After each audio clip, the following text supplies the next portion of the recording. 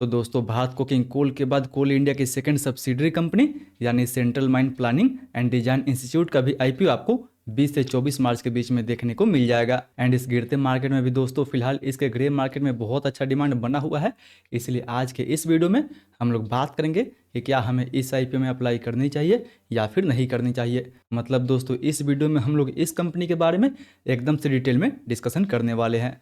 वो या तो कंपनी के फंडामेंटल के बारे में हो गया, बिजनेस के बारे में हो गया, इसके रिस्क, स्ट्रेंथ या फिर इसके लेटेस्ट जीएमपी के बारे में हो गया। हर एक डिटेल के बारे में हम लोग एकदम से डिटेल में डिस्कशन करने वाले हैं। तो आप दोस्तों बस इस वीडियो के अंत तक बने रहें ताकि ओवरऑल आपको इस आईपीओ में अप्लाई करनी चाहिए या फिर नहीं करनी चाहिए उसका एक बेटर पिक्चर मिल सके। तो फिर चलिए बिना आपका समय गंवाए सीधा वीडियो में आगे बढ़ते हैं और सबसे पहले बात कर लेते हैं दोस्तों इस कंपनी के बारे में कि आखिर ये कंपनी काम क्या करती है, कंपनी का मेन रेवेन्यू सोर्स क्या है।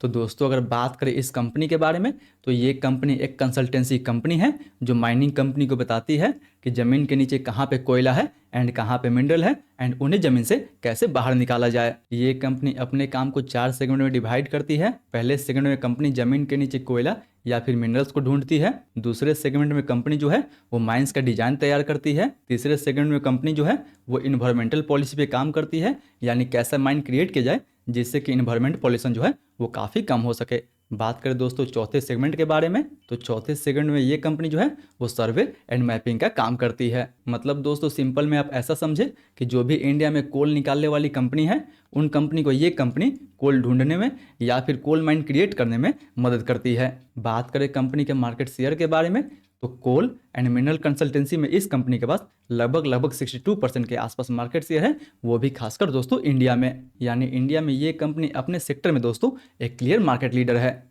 वहीं बिजनेस के तुलना में अगर बात कर दोस्तों कंपनी के फंडामेंटल के बारे में तो नो डाउट यहाँ पे आपको कंपनी का fundamental year on year basis पे या फिर क्वार्टर ऑन क्वार्टर बेसिस पे काफ़ी अच्छा देखने को मिल जाएगा। बात कर ले या तो कंपनी के रेवेन्यू के बारे में, प्रॉफिट के बारे में या फिर प्रॉफिट मार्जिन के बारे में, तो ईयर ऑन ईयर बेसिस में हर सेकंड में आपको काफ़ी अच्छा खासा ग्रोथ देखने को मिल जाएगा। वो या तो रेवेन्यू हो गया, प्रॉफिट हो गया या फिर इवन प्रॉफिट मार्जिन हो गया। वही नहीं इसका आरओई भी लगभग 30% के ऊपर है। आरओसी के बारे में बात कर ले तो वो भी लगभग 27% के आसपास है। बात करें इसके डेट टू इक्विटी के बारे में तो दोस्तों कंपनी के ऊपर बिल्कुल जीरो डेट है, यानी ओवरऑल कंपनी फंडामेंटल वाइज काफ़ी अच्छी है। वहीं बिजनेस के तुलना में अगर बात कर ले दोस्तों कंपनी के वैल्यूएशन के बारे में कि आखिर ये कंपनी अपना आईपीओ किस वैल्यूएशन पे लेके आ रही है, तो इसके वैल्यूएशन के लिए हम लोग इस कंपनी को इसके पीर के साथ कंपेयर करेंगे। यहाँ पे सबसे पहले हम लोग बात करेंगे इंजीनियर्स इंडिया के बारे में एंड इवन राइट्स के बारे में। हालांकि ये दोनों कंपनी इससे काफ़ी ज़्यादा अलग है, बट फिर भी अगर ओवरऑल देखा जाए तो दोनों जो कंपनी है वो अपने अपने सेक्टर में प्लानिंग एंड डिजाइनिंग का भी काम करती है। इसलिए दोनों कंपनी को हम लोग इस कंपनी के साथ कंपेयर करें तो यहाँ पे आप क्लियरली देख सकते हैं कि सेंट्रल माइन का जो पी रेशियो है लगभग आपको 14 के आसपास देखने को मिलेगा। इंजीनियर्स का पी रेशियो लगभग 20 के आसपास देखने को मिलेगा। राइट्स का पी रेशियो लगभग आपको 25 के आसपास देखने को मिल जाएगा। जबकि पी रेशियो के मुकाबले अगर अर्निंग पर शेयर देखा जाए तो सेंट्रल माइन का अर्निंग पर शेयर लगभग आपको 12.5 के आसपास देखने को मिलेगा। इंजीनियर्स इंडिया का लगभग 10 रुपये के आसपास एंड इवन राइट्स का अर्निंग पर शेयर लगभग आपको 8 रुपये के आसपास देखने को मिल जाएगा। यानी यहाँ पे आप वैल्यूएशन क्लियरली देख सकते हैं कि सेंट्रल माइन अपना वैल्यूएशन अपने पीर के मुकाबले काफ़ी फेयर रखा है। यानी अगर ओवरऑल देखा जाए तो मार्केट को देखते हुए दोस्तों इस कंपनी के वैल्यूएशन काफ़ी अच्छा रखा गया है।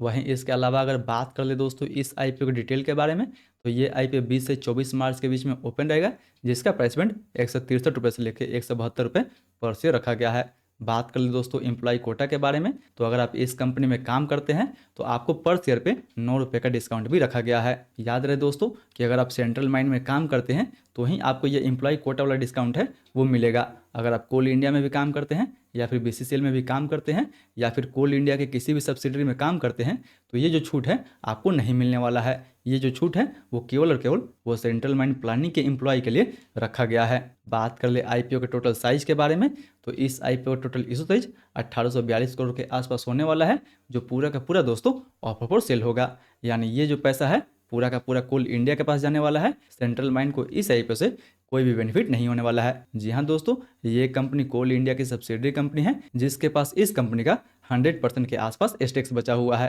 एंड फिलहाल इस आईपीओ का जो पूरा पैसा है वो कोल इंडिया के पास जाने वाला है।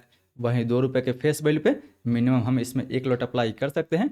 एक लॉट में हमें 80 शेयर मिलेगा, जिसके लिए हमें 13,760 रुपये तक इन्वेस्ट करना होगा। बात कर ले वहीं कोटा के बारे में, तो जी हाँ दोस्तों, इस आईपीओ में रिटेल के लिए 35% के आसपास कोटा रखा गया है। यानी आईपीओ का टोटल इशू साइज 1842 करोड़ के आसपास रखा गया है, जिसमें से 5% कोटा यानी 92 करोड़ के आसपास एम्प्लॉय के लिए रिजर्व रखा जाएगा।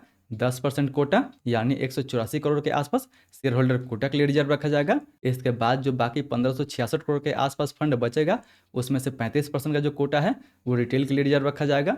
50% के आसपास कोटा जो है वो क्यूआईबी के लिए रिजर्व रखा जाएगा एंड 15% के आसपास जो कोटा है वो एचएनआई के लिए दोस्तों रिजर्व रखा जाएगा। सो याद रहे दोस्तों कि जो लोग इस कंपनी में काम करते हैं वो एम्प्लॉय कोटा में भी अप्लाई कर सकते हैं एंड जिनके पास कोल इंडिया का शेयर है वो शेयर होल्डर कोटा में भी अप्लाई कर सकते हैं। बात कर ले अगर यहाँ पे रिकॉर्ड डेट के बारे में, तो इसका जो रिकॉर्ड डेट है वो दोस्तों 12 मार्च को रखा गया है।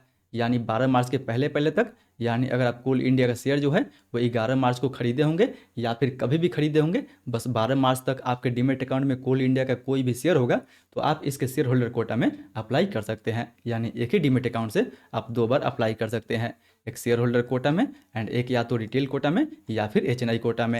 एंड अगर आप इस कंपनी में काम करते हैं तो इवन आप एम्प्लॉय कोटा में भी अप्लाई कर सकते हैं, शेयर होल्डर कोटा में भी अप्लाई कर सकते हैं एंड इवन आप या तो रिटेल कोटा या फिर एचएनआई कोटा में अप्लाई कर सकते हैं। यानी शेयर होल्डर कोटा वाले 2 बार अप्लाई कर सकते हैं एंड एम्प्लॉय कोटा वाले 3 बार अप्लाई कर सकते हैं सेम डीमेट अकाउंट से। तो चलिए फाइनली इन सारे फैक्टर के साथ अब अगर हम बात कर लें कि क्या हमें इस आईपीओ में अप्लाई करनी चाहिए या फिर नहीं करनी चाहिए, तो अगर बात करें दोस्तों सबसे पहले लिस्टिंग गेंस के बारे में, तो फिलहाल इसके ग्रे मार्केट में वही लगभग 12 से 15% के आसपास डिमांड बना हुआ है। हालांकि दोस्तों ये एक पीएसयू कंपनी है जिसे मिनी रत्न का भी स्टेटस मिला हुआ है एंड कंपनी का वैल्यूएशन भी काफ़ी अच्छा रखा गया है एंड इसीलिए उम्मीद है कि इसके ग्रे मार्केट में आगे हमें और तेज़ी देखने को मिल सकता है। बट फिलहाल अभी के लिए देखा जाए तो पॉड लॉट पे कहीं ना कहीं अभी तक जीएमपी को देखते हुए बोल सकते हैं कि इस आईपीओ में लगभग हमें 15 से 2000 के आसपास तक प्रॉफिट देखने को मिल सकता है पर लॉट पे। बट याद रहे दोस्तों कि जीएमपी एक टेंटेटिव गेन होता है जो मार्केट को देखते हुए हमेशा चेंज होते रहता है। बट फिलहाल मार्केट में जैसा अभी इसका डिमांड चल रहा है, उम्मीद है कि इसके ग्रे मार्केट में आगे हमें और तेज़ी देखने को मिल सकता है। इसलिए दोस्तों याद रहे कि अगर इसके ग्रे मार्केट में 10 से 15% के ऊपर डिमांड हो तो इस आईपीओ में हम लिस्टिंग गेंस के लिए बिल्कुल अप्लाई कर सकते हैं। जबकि वहीं अगर बात करें कि क्या हमें इस आईपीओ में लॉन्ग टर्म या फिर इवन मीडियम टर्म या फिर शॉर्ट टर्म के लिए हमें अप्लाई करनी चाहिए या फिर नहीं करनी चाहिए, तो दोस्तों लॉन्ग टर्म के लिए अगर हम लोग बात करें इस कंपनी के रिस्क या फिर इवन स्ट्रेंथ फैक्टर के बारे में, तो नो डाउट दोस्तों कंपनी जो फंडामेंटल है, जो वैल्यूएशन है, वो आपको काफ़ी बेटर देखने को मिल जाएगा। कंपनी प्रॉफिटेबल भी है एंड कंपनी के ऊपर आपको कोई भी डेट देखने को नहीं मिलेगा। वहीं ये कंपनी इस सेक्टर में मार्केट लीडर भी है जिसके पास लगभग 61% के आसपास मार्केट शेयर है। वही नहीं दोस्तों, अगर बात करें कंपनी के पेरेंटेज बैकग्राउंड के बारे में, तो आप तो जानते ही हैं कि ये जो कंपनी है वो कोल इंडिया की सब्सिडरी कंपनी है। कोल इंडिया का टोटल 8 सब्सिडरी कंपनी है एंड हर सब्सिडरी से इस कंपनी को ठीक ठाक बिजनेस मिलते रहता है। बट दोस्तों इन सब स्ट्रेंथ के बाद कंपनी के पास कुछ रिस्क भी है जिन्हें हमें बिल्कुल इग्नोर नहीं करनी चाहिए। अगर सबसे बड़े रिस्क के बारे में बात करें तो ये जो आईपीओ है वो पूरा का पूरा दोस्तों ऑफर फॉर सेल है, यानी पूरा जो पैसा है वो कंपनी के प्रमोटर के पास जाने वाला है। इस आईपीओ से इस कंपनी को कोई भी बेनिफिट नहीं होने वाला है। वही मार्केट अब क्लीन एनर्जी की तरफ शिफ्ट हो रहा है, तो अगर क्लीन एनर्जी की तरफ शिफ्ट होता है तो सीधा उसका इम्पैक्ट कंपनी के फंडामेंटल पे देखने को मिल जाएगा। वही नहीं, इसके अलावा अगर मेजर रिस्क के बारे में बात करें तो कोल इंडिया की जितनी सब्सिडरी कंपनी है, मैक्सिमम बिजनेस जो है वो कोल इंडिया की सब्सिडरी से ही आता है। यानी कोल इंडिया के अलावा बहुत कम ही ऐसे कंपनी है जिससे कंपनी ये जो है वो डायरेक्ट रेवेन्यू जनरेट करती है, यानी इसका जो मैक्सिमम रेवेन्यू है